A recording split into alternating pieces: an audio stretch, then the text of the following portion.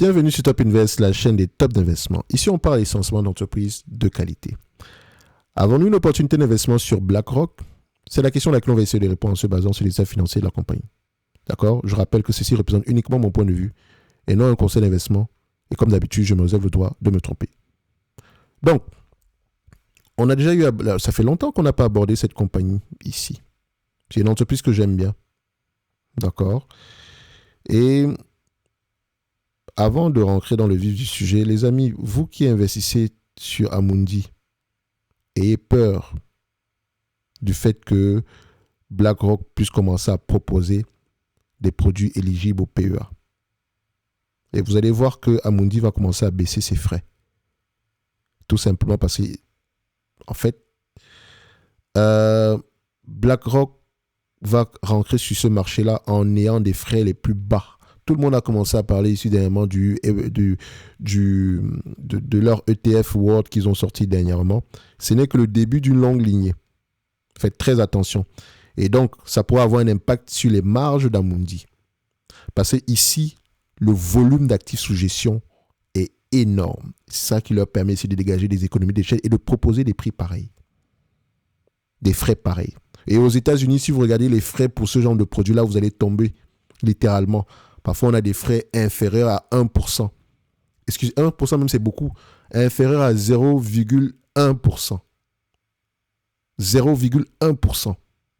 Pour le même ETF que vous payez en Europe avec des frais de c'est pas moi, de 1% ou bien de 0,8% par là. Donc, faites très attention. Donc, BlackRock.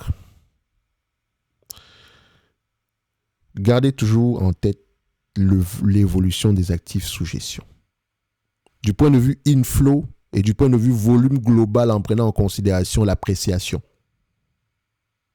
Ici, on parle en termes de trillions. Je parle de dizaines de trillions. Le rattrapage ici, ça va être difficile pour les entités comme Amundi. La chance qu'Amundi a, c'est que voilà, les Européens ne le sont jamais. Une entité pareille ici, ne pas avoir de grosses parts de marché en Europe.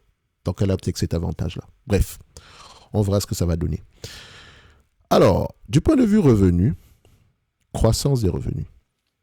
OK? N'oubliez pas que cette période était exceptionnelle également. Et l'entreprise, si vous savez à peu près comment est-ce qu'elle fonctionne, vous comprendrez pourquoi est-ce qu'on a eu ce volume élevé. OK? Marge brute. On a des marges brutes, je dirais, en décroissance. D'accord? Mais il y a sans doute une bonne raison ici derrière. C'est 2% en moins, mais toujours en comparé avec les marges EBITDA. On a également quelque chose sur la même tendance. Ensuite, on va regarder les marges nettes. Les marges nettes ici, si ça suit la même tendance. Les marges nettes, c'est un peu plus différent parce que les marges nettes se maintiennent. Elles augmentent plutôt. Donc, c'est-à-dire que l'entreprise devient de plus en plus efficiente. Donc, baisse des marges, mais augmentation des marges nettes. Baisse des marges EBITDA et des marges brutes, mais augmentation des marges nettes. Quand on compare les net income en termes du point de vue volume avec les free cash flow, du point de vue volume, on voit ici que les net income sont plus élevés que les free cash flow. Mais c'est une entreprise qui peut avoir des free cash flow plus élevés que les net income. Mais elle investit massivement ici dans son infrastructure. Donc, ça peut être ici vérifié. Donc, pour moi, je vais considérer que les net income et les free cash flow vont dans le même sens. Excusez-moi. Du point de vue marge, vous voyez qu'on est plutôt sur une stabilité des marges. Très intéressant. Le nombre d'actions augmente ou diminue. Il y a de grandes chances que ça continue. Ça ne m'étonne pas. Dette nette sur EBITDA, on a quelque chose de 0,2 insignifiant. C'est une entreprise qui a une dette insignifiante ici. Donc, on ne va même pas prendre ça en considération. D'accord? Et du point de vue multiple de valorisation, le marché paye combien de fois les bénéfices pour ce type d'entreprise? Donc, ici, on a à peu près un business qui a tendance à se négocier à une vingtaine de fois les bénéfices. OK? Enfin, 17 fois les bénéfices ici. Sur les 20 en forward PE, 18 fois les bénéfices. Si on prend ici sur les 12 derniers mois, ouais, on monte à 20 fois les bénéfices. Voilà, grosso modo. Donc, du point de vue évaluation, ça donne quoi?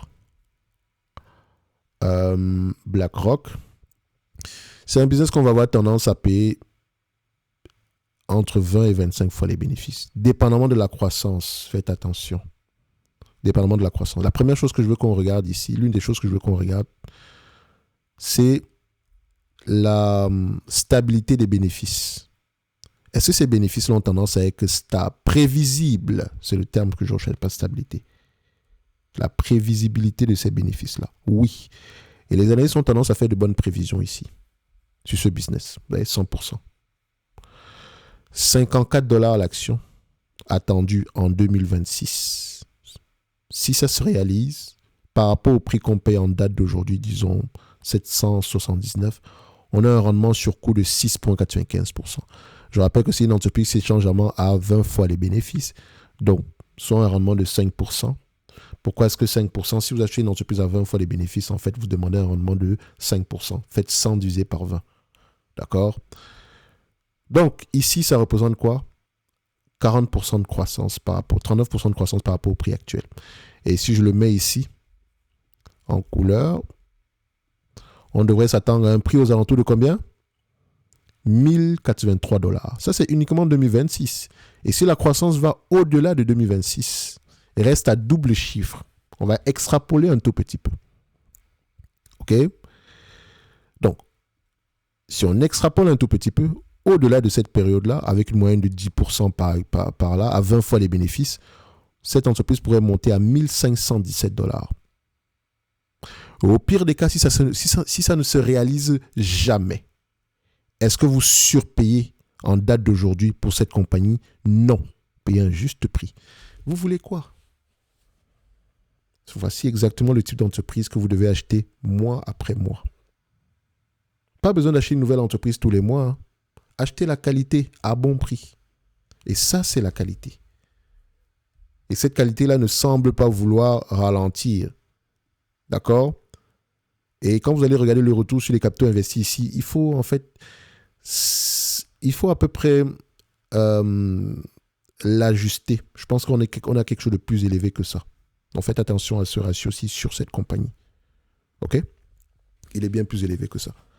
Donc pour moi, BlackRock reste une compagnie sous-évaluée en date d'aujourd'hui.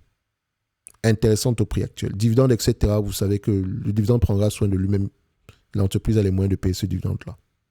OK? Il y a de grandes chances qu'il continue à augmenter également. Mais maintenant, avant d'investir sur BlackRock, il faut comprendre comment est-ce que cette industrie-là fonctionne. Quels sont les drivers de la croissance? Quels sont les nuages gris à l'horizon? Quel est l'état du marché en date d'aujourd'hui? Pour toutes les personnes qui sont sérieuses dans l'envie d'apprendre à analyser fondamentalement les entreprises, dans l'envie d'apprendre comment faire le stock picking de manière sérieuse, le premier commentaire épinglé sous cette vidéo pourrait vous intéresser. D'accord?